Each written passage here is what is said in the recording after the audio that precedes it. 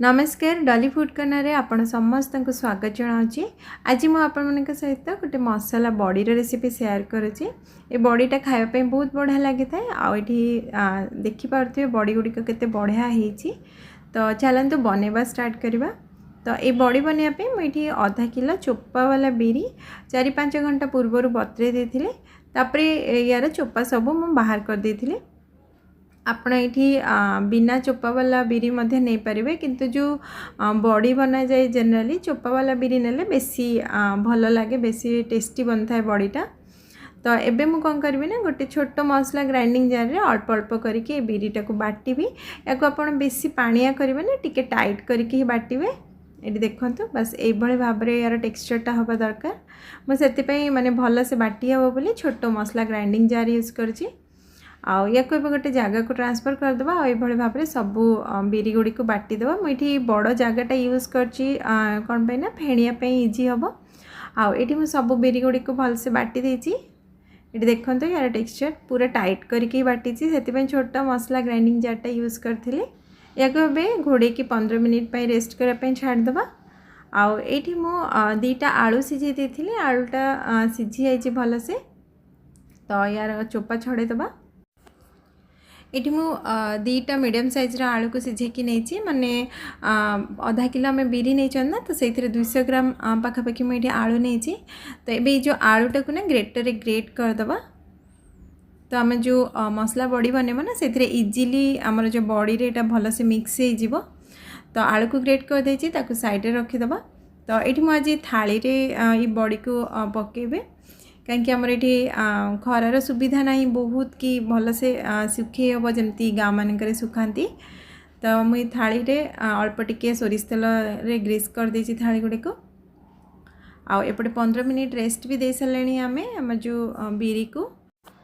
एबे आम अल्प किछि मसला ऐड करवा। 2 बड़ चम्मच जीरा, 1 चम्मच ये मुझे जुआणी नहीं हाथ में एमती क्रॉस करके ऐड करेंगे। 10-12टा सुखिला लंका को छोट छोट काटिकी नहीं ऐड करदबा। एबे आलू को ऐड करदबा। आ ये सब जिनस को भल से मिक्स करदबा। सब जिनस मिक्स हो सारा पर बिरीटा को आम भल से फेणीबा 3-4 मिनिट पर्यंत, जमती बिरीटा पूरा हल्का हो। जो बिरी जो कलरटा पूरा चेंज हो, आप देखिए ना, ये पूरा व्हाइट हो जदि आपको भल से 3-4 मिनिट पर्यंत फेणीबे। आउ माने यार जो जी परिमाणटा थी ना, तार से परिमाणटा भी टिके अधिका हो। ये देखो मोर फेणीबार 3-4 मिनिट हो गला। आमर जो बिरीटा पूरा हल्का हो सारा। या चेक करने गोटे बाउल रे अल्प टिके पानी नहीं जिवे। पानी नहीं सारापर से अल्प टिके बिरी को देदेवे। जदि बिरीटा आपण पानी रे भासीबा को लगे ना, ताले जानबे कि आपणकर जो बिरीटा भल से फेणी है। आउ बेसी फेणीबेनी। आउ जदि न भासुथबो पानी भितर डुबी जाउथबो, ताले आपण आउ 1-2 मिनिट को फेणी देबे। ये देखो मुझे आउ थे देखुची आमर जो बिरीटा भल से फेणी है पूरा भासुची। तो चलते ए बड़ी बनवा। बड़ी बनवाई मुझे जो थाली रे तेल लगे रखी ना, ताकू खरार रखीदे जो थे कि थालीटा आमर भल से गरम हो जाए। जदि आपण मैंने थाली रे बड़ी पारुथिबे ना, ताले आपण हल्का सा तेल लगे कि ताकू खरार रखीदेवे।